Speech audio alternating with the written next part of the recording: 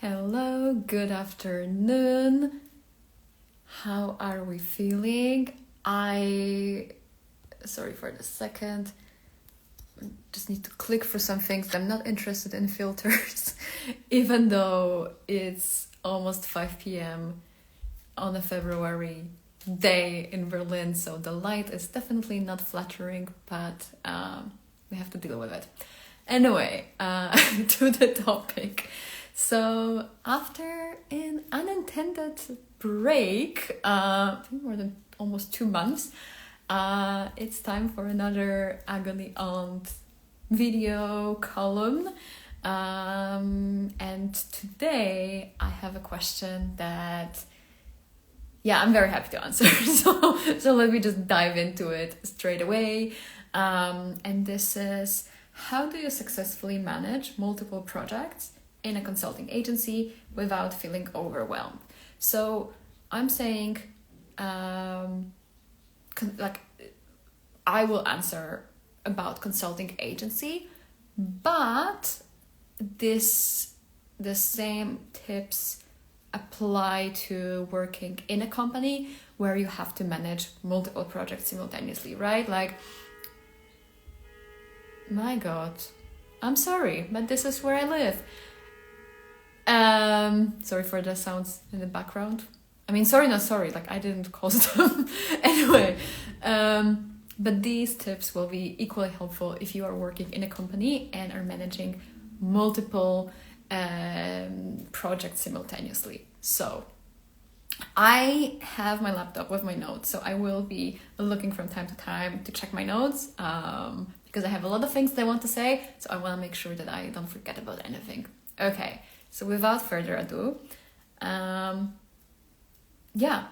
do you successfully manage multiple projects in a consulting agency or internally without feeling overwhelmed? And for those of you who don't know, I've worked in consulting agencies and I've run my own business in the form of one-person consultancy, managing like between 5 to 8 clients simultaneously. So I definitely am speaking from practice. So the first thing that I want to say before I get into particular tips is that if you actually do work in a consulting agency and you find it overwhelming, then I would like you to ask yourself, why do you want to work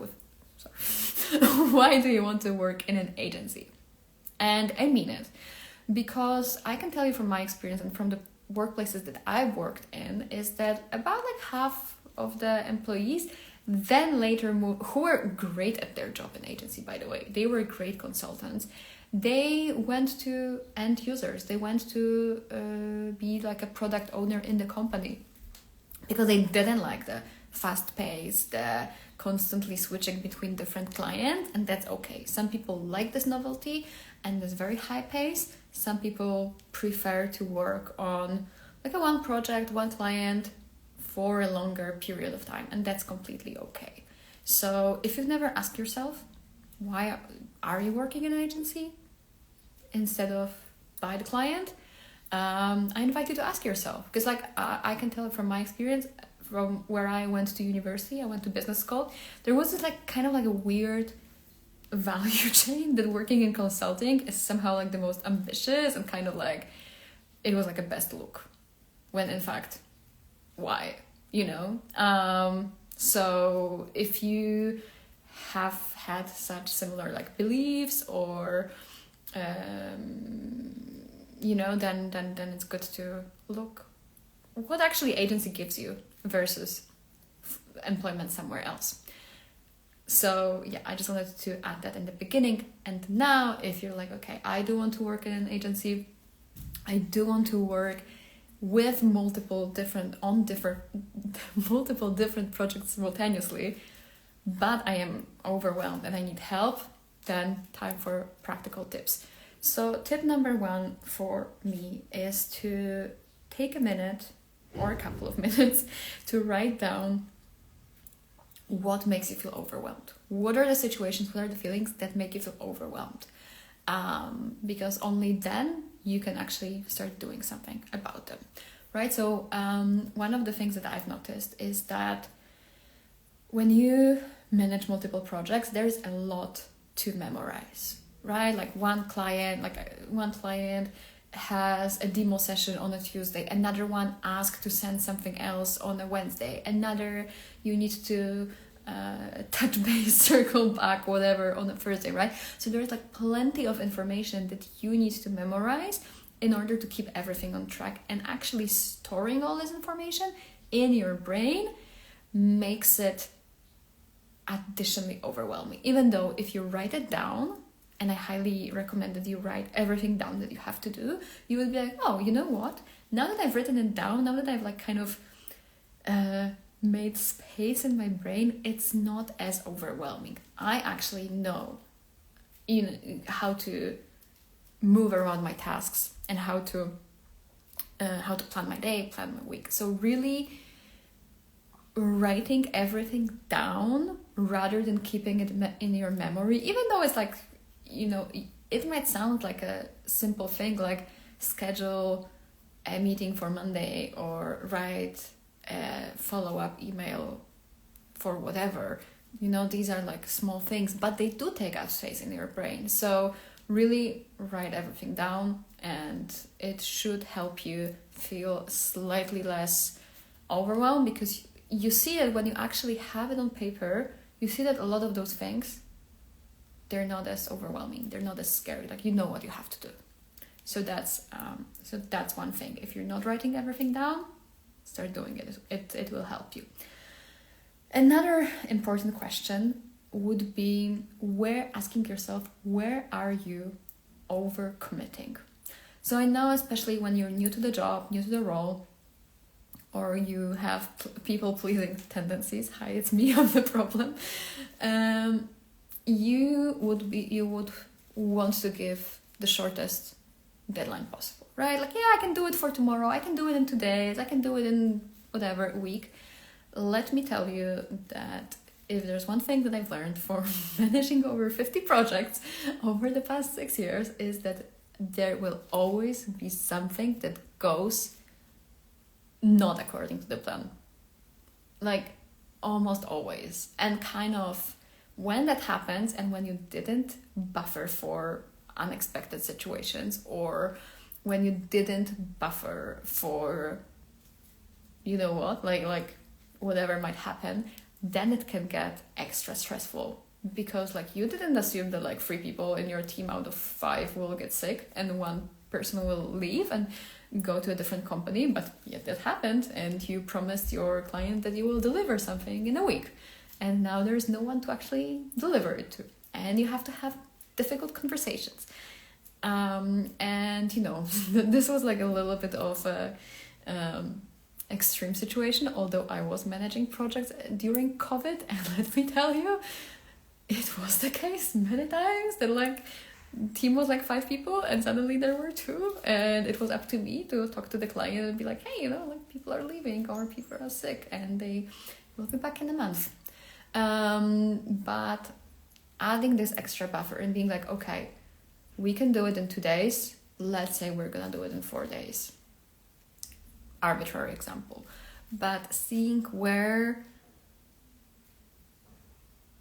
you want to deliver something as fast as possible can give you extra stress, can make you feel overwhelmed when something doesn't go according to a plan on one project, and on another you've agreed to a certain deadline. So if you have more projects, you have more unknowns, right? Like maybe one person will get sick on this particular project, maybe on other project a client will not give you documents in time and something is postponed, right? Like it gets like kind of like this Tetris like, where if you have not given yourself enough time and extra time to deliver something, and there is like 1 or 2 delays, changes, then it can get into like an overwhelming period unnecessarily. So looking where are you overcommitting is another part that's very important to look at. No, that's what I wanted to say in this point. Another thing is that can cause overwhelm is where have you not set boundaries and expectations. So let's say you have a client that is like this like fast-paced startup, and they expect, and they within themselves expect response in 2 hours, for example, or in an hour, and just like ASAP, 10,000 exclamation points, and everything is urgent, even though it's like really not. That does not mean that you have to answer in 2 hours, unless of course you signed an SLA, service level agreement, where you actually agreed to answering within this time period.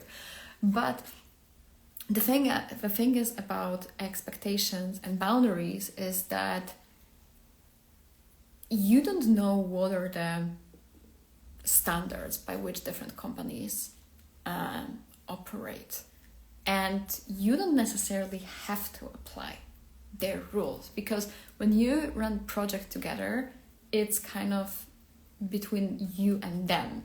So if you're a project manager, it's up to you to set those boundaries and to agree together and have a conversation what will be the best way to move this cooperation forward. And the best place, the best time to do it is during a kickoff call. So whenever I was having a kickoff call of a project with a new client, we would discuss what are the expectations. So what are the means of communication? So for example, for me, I preferred to only talk on emails. Like I don't answer phone calls. I actually wrote like a guide to working for me. This is something that I do for myself to understand my boundaries. I wrote a newsletter about it, I think like a month ago. Also if you want to join my newsletter to get like support like this, then I highly invite you to. The sign up link is in my bio. But a good kickoff is understanding like what can help you make this communication overwhelming. Because like, look at this, if you have like 5 different clients and you have to answer Slack, Teams, email, someone calls you on the phone and someone wants like send you a dove or like a letter. Like, I'm kidding. Unless you're in Germany, then you will probably receive letters still. But jokes aside, if you have multiple streams of communication with multiple clients, like you're gonna be overwhelmed because you have to check this, you have to check that. So what you can do and what you can try to do, and what I've done for myself, is to say that I only communicate per email. And this is because then I only have one inbox to check. I don't have to check like 10 different sources of information like Slack, Teams, something. Yes, some clients will not agree and they will prefer, for example, only Teams. That's okay.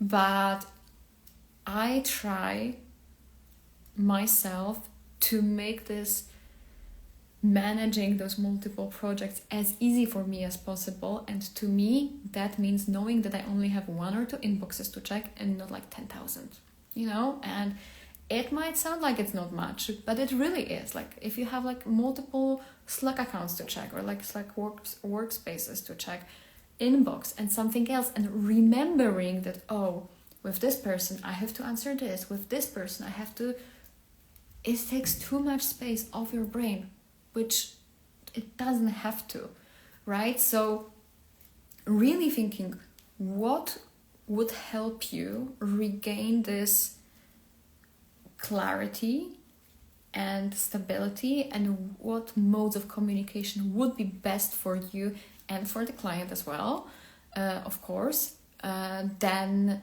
this can really help you, right? So not agreeing to being everywhere all at once, because it will take too much space in your brain. So really having a proper kickoff, and that also comes to like response time, right? Like this example that I said, that you might have clients who answer you within a week and others within 2 hours. So also when you have this kickoff conversation, having this like, hey, I usually reply within 1 or 2 business days. Is it okay? Right? So because you've set this expectation, and even if like the client like starts like pushing you or something, they know, like you can always remind them, being like, hey, I understand, but this is what we agreed on, right? Like, of course, you can shuffle things around, but setting these expectations and them agreeing to it is really what can help you. And I found that like a good kickoff can really make a difference. And oftentimes people are really willing to stand by your boundaries if they are reasonable, right? And I assume you do them for not like out of spite, but to actually make this project successful for you and for the client, right? So I'm pretty sure the boundaries that you are thinking of setting are absolutely reasonable, but they have to be communicated. Right? Because like they're not gonna like other people are not like magicians, like they're not gonna, or like mind readers, they will not magically know that we only answer in this channel or that this is our reply time or whatever, right? Of course, unless there are service level agreements which to which you agreed to, right? And then you have to keep them contractual obligations if there are. Yeah.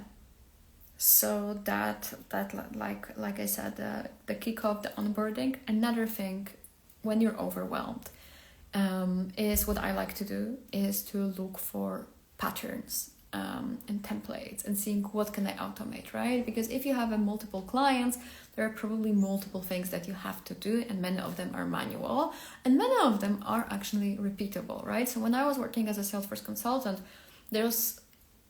when a client bought like a marketing solution and wanted to integrate it, like this marketing solution, marketing automation tool with their website, there was always this like kind of email that took me like, I think like 40 minutes to write it in the very first time with all the information that the client needs to share with their webmaster in order to like allow this tracking code or like integration or whatever that was. So I knew that whenever a client buys this marketing automation tool and wants to integrate it with their website, I always have to do it, right? I always have to write the same instructions. And trying to write it every time from scratch would take me 40 something minutes at least. And because it's not something that I was doing every week, it was something that I did like every 2 or 3 months.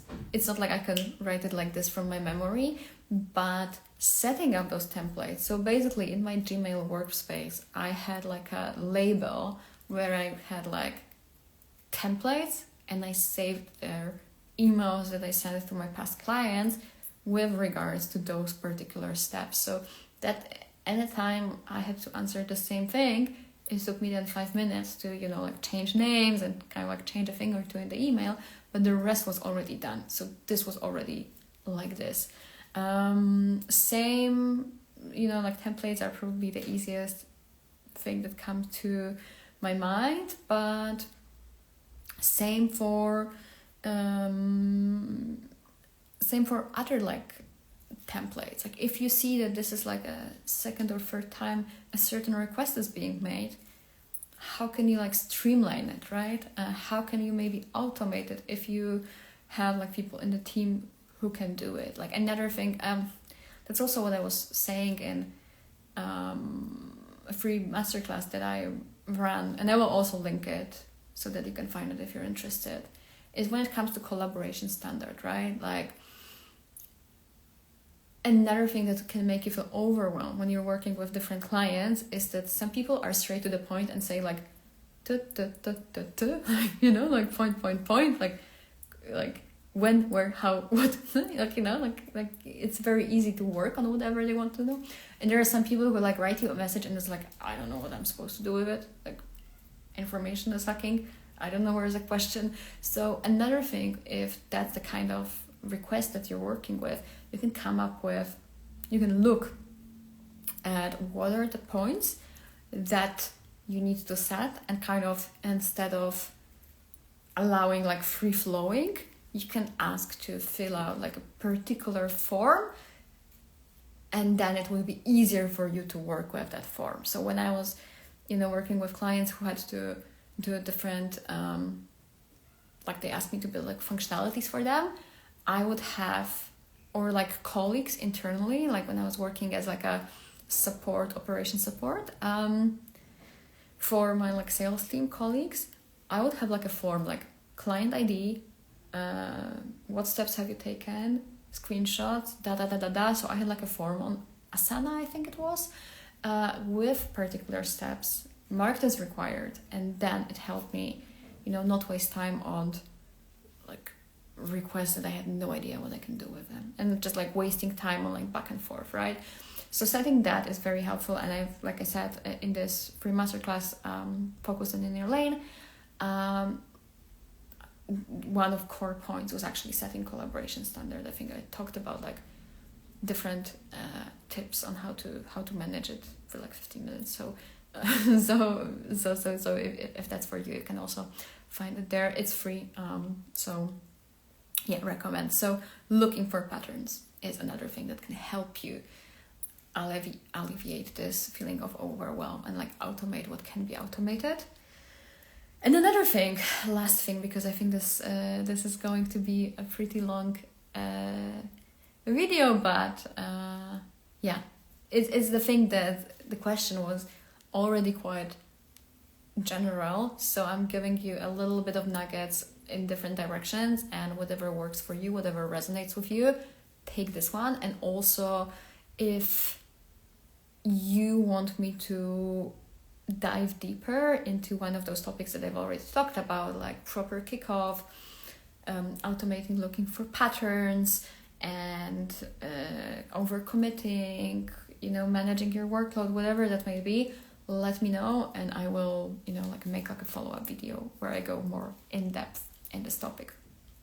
So to kind of like wrap up what we said before I say like the last piece of advice, so far what we've talked about when it comes to successfully managing multiple projects without burning out, without feeling overwhelmed, where writing down all the to-dos instead of keeping them in your head, because that's what gives you extra overwhelm. That was tip number 1. Tip number 2 was seeing where are you overcommitting and kind of people pleasing, so that you are more prone to a situation where everything happens all at once and this gets overwhelming, rather than having like a more balanced out approach throughout the months, throughout the project. So it was a second. Third was where are you not setting expectations and boundaries, and the importance of a proper project kickoff and to alleviate this. Fourth one is looking for patterns and seeing what can be automated, what can be simplified. Extra thing to add to that, I had a situation where we had such a massive template, and I've seen that clients are not using it. So instead of making them do this, I asked them, hey, what parts of this big ass template you find overwhelming? Because what's too much, what's unclear, walk me through it. And they told me, and so then I was like, okay, so this is the part that clients don't know how to work with it. That's why our projects are delayed, because they don't know how to use this template. How can I simplify it? And this is another way of looking into patterns, being like, okay, so I can simplify this thing so that for the next clients, I don't have to follow up 5 times for them to send me this back, because I've given them a simpler template that they are actually, moderately eager to reply to, rather than making it more difficult for them than it needs to be. So these were the 4 tips. And fifth, final, is actually managing your energy.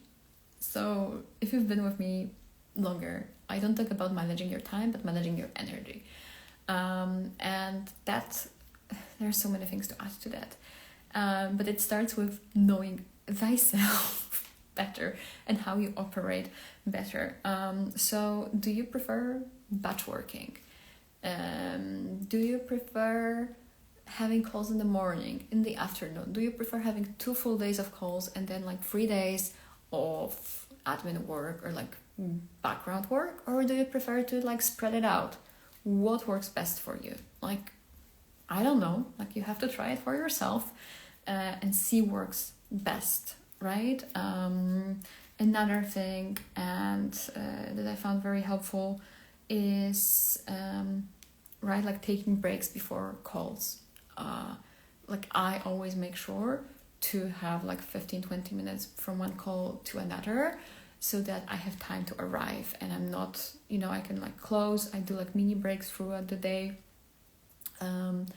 for meditation, to like micro breaks, to really like calm down, regain my energy. And also if you're menstruating, that I also highly recommend that you get more curious about your menstrual cycle. Like for example, I would not schedule like a 2-hour workshop on the first day of my period. Like I can do it, yeah, of course, and if I have to I will, but I will not voluntarily set this date, because I know I will be like, I wouldn't feel good. But a couple days later, no problem. And so these are the things that may seem small, but they can really help you just feel better, and kind of seeing how you feel and adjusting your days, your work days. Of course there are limitations and like the frame in which you work, but there are things that you can influence, there are things that you can move around. So being mindful, what helps you, what gives you energy, what doesn't, can be also very, very helpful to get rid of this overwhelm, and finding methods of managing your tasks in a way that supports you rather than differently. And yeah, I think these are the main things that should help you with the feeling of overwhelm. Let me know if you try any of them. Let me know if you want me to dive deeper in any of these topics. And yeah, inhala, exhala. You've got this. And yeah, it was my pleasure to share those tips with you. So have a good rest of the day.